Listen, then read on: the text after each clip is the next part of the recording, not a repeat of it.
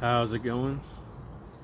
So this is officially the second video on this channel because the first one was 2 parts, and I'm going to do this a little bit differently in order to make it a little more watchable for you guys, a little more concise. I have my material prepared ahead of time, so there won't be as many awkward pauses and all that. So we'll give this a shot and see how it goes. Thank you for watching, and let's get into it. So in this video, I want to ask the question, how many people are truly open-minded? By this I mean we all have our own pre-existing belief systems, and obviously we're going to encounter people who think differently.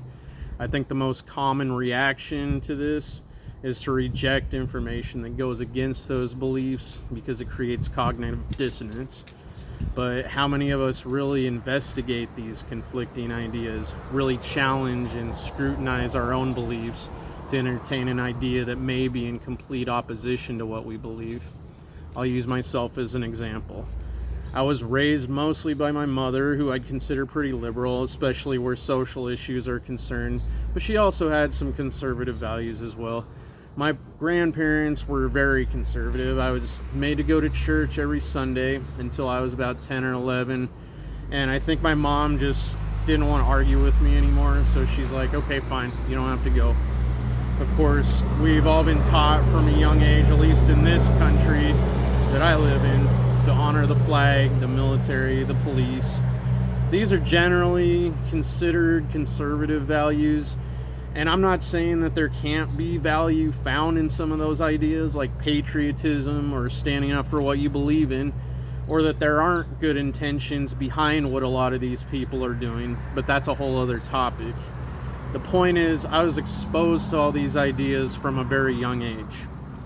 Later in life, I began to subscribe to the democratic, quote-unquote, progressive way of thinking, and at one point became completely immersed in politics for a good year and a half. I'm not saying a lot of the ideas don't sound nice. Of course, the Democratic Party preaches inclusiveness, and that's great. I love all people. I don't care what your beliefs are, where you're from, what you look like, your sexual orientation, you name it. Now again, that's a whole other topic. As time went on, I began purposefully challenging my own beliefs because I wanted to grow, and I wanted to make sure that I could back up all that I was saying, and of course that I was on the right side. It's sad that it has to be about sides. We should all kind of just know what's right and wrong, and I'll get into that here in a little bit. Now, I'd hear about anarchy even from the time that I was a kid. And the idea was, oh, it's bad, it's total chaos. Anarchists are just about creating disorder and destruction, in some cases hurting people. I had a lot of misconceptions about the actual meaning, about what the actual meaning was.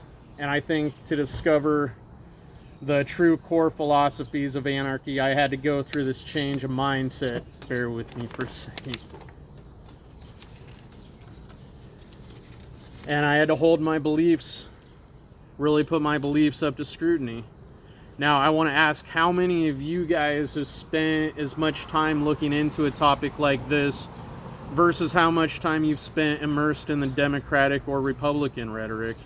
On social media, for instance, we know that we're fed content that tends to cater to our own worldview, probably partly because they want you to like the posts that you see, so you keep coming back. But also because, well, it keeps people polarized, and that keeps the system going. So if you're a Democrat or a Republican or even moderate, I'm going to venture that you probably spent a lot of time either listening to your own news stations, reading articles that are written by left-wingers or right-wingers, talking to people who also subscribe to those ideologies and whatnot. Now I ask you, have you spent even a fraction of that amount of time looking into anarchy or voluntaryism? Most of us have had classes on government in school, but we've never had any class about anarchy. Eventually I got to the point where I started to understand, okay, this is how anarchy actually works. This is what it's about. It's not really a bad thing, and in fact it's the only morally right way for us to operate. Even then, I still had questions about how things would work under anarchy, because of course we're conditioned to think, well, it would be chaos. People running around killing each other, just taking whatever they want without anybody to stop them. One thing I like to ask people, if there were no laws tomorrow, would you go kill your neighbor? Because I wouldn't. We've been so conditioned by movies like The Purge and other forms of media. Look, I'm not gonna lie, no system is going to be perfect. Anarchy means no rulers. It doesn't mean there couldn't be a system. It doesn't mean we couldn't have all the things we consider fundamental today, like roads. Oh, I want to show you. Yeah, because that's a big one. We get that a lot. But like roads, mediums of exchange, public services. The point is that it needs to be voluntary. It has to be agreed on by everyone, not just imposed upon us. Okay, deep down, do you know the difference between right and wrong? I mean, just think about it in terms of yourself. If it were only you and one other person, what behaviors would you consider a violation unto you? Now multiply how many people there are. Does that change anything?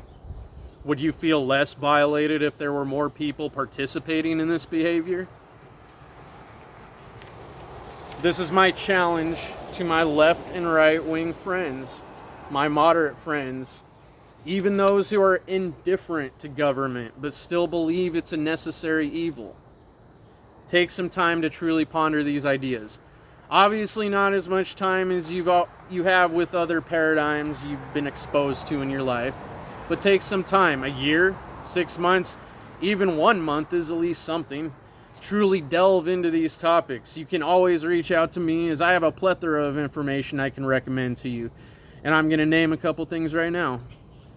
I can't leave links here because this is a new channel, but I will list these in the comments as well. The book Anarchy Works by Peter Gelderloos. I hope I'm saying that right. The last name is spelled Gelderloos. The book describes scores of examples of successful anarchistic societies. And of course, Mark Passio's full natural law seminar. It's 8 hours long. There are condensed versions, but you're going to need to watch the full version. The reason I recommend this is because there are many intricacies that are going to be covered that are necessary to fully understand this stuff. Watch it in parts. Watch an hour a day, 20 minutes a day, a couple hours on the weekend. Whatever it takes, just get through it. I'm challenging you to do this. And just take the time to ruminate on these ideas. For me to be open to these ideas, I had to willingly put myself through this process of constantly challenging my own thoughts and beliefs, looking at things from every perspective, and just asking myself a lot of questions about everything, including the very question I asked you. Am I truly open-minded?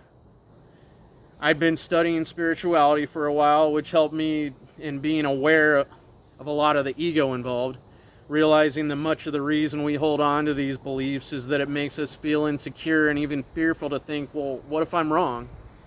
Suddenly we've lost this sense of stability we may have had. I don't have any problem admitting I'm wrong today. I still do it all the time. I know I'm not perfect and I still make mistakes. I just focus on continuing to grow. So I'm asking you to take in one or both of these works and really delve into these topics. Spend a good amount of time doing it. That's my challenge to you. Really reflect on it. Reflect on what you consider a violation. Reflect on the concept of theft. As it has been stated, all of the transgressions against natural law really come down to theft. You have murder, assault, rape, theft, coercion, lying, and trespassing. Seven transgressions. Murder is the theft of life. Assault is the theft of physical well-being. Rape is the theft of your sexual consent. Theft is the theft of personal property. Coercion is the theft of your free will, because you've coerced somebody into doing something. You're coerced into doing something against your will under the threat of violence or duress. Lying is the theft of someone's ability to make an informed decision, the theft of their right to truth. Trespassing is basically the theft of somebody's personal living space. Now, there's this whole question about how the concept of property works if there are no laws. That's a whole other topic that I won't attempt to go into here, but it basically comes down to a medium of exchange agreed upon by individuals involved in the transaction. Just as with any item you would purchase that you consider a personal belonging. I'm still delving into many of the intricacies of these ideas myself and don't claim to have all the answers, but I share concepts that I've come to understand as truths. I continue to evolve in my own understanding and try to pass on what I've learned to anyone willing to listen. So if you made it this far, I'd like to thank you and say that perhaps you are truly open-minded, or at least there's hope for you. That's my challenge to you. I hope you guys all have a wonderful day. Take care.